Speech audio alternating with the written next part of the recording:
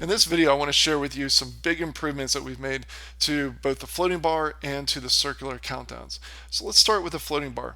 If you're using the floating bar, or if you want to, one of the big changes that we've just made is that now you have the ability to show a call to action button. Right down here at the bottom, this is under the Appearance tab and then Floating Bar. Down at the bottom, you can turn on the call to action button.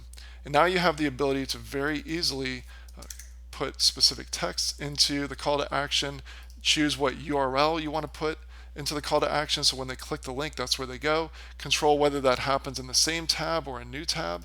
You also can very easily modify the color of the text, color of the button itself, and the border around the button. So you can very easily make those changes. And then once you save it, let's go ahead and go and take a look at how it looks on your pages. So when I hit refresh, you can see right there that you now have an attractive call to action button. And again, you can control exactly what the text says and where it's going to send someone, whether that's going to be in a new tab or the same tab.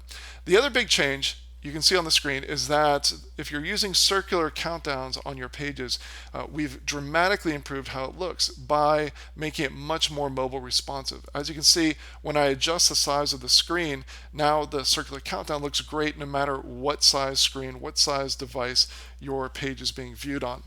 And this is a huge improvement to the way that the circular countdowns were implemented before.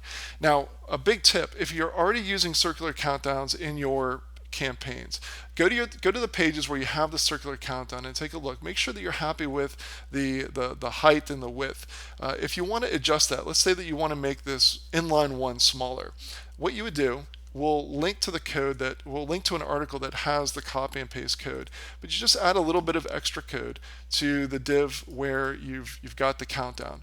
And so you don't need to worry about you don't need to make any changes for the circular countdown if you're using that in the floating bar.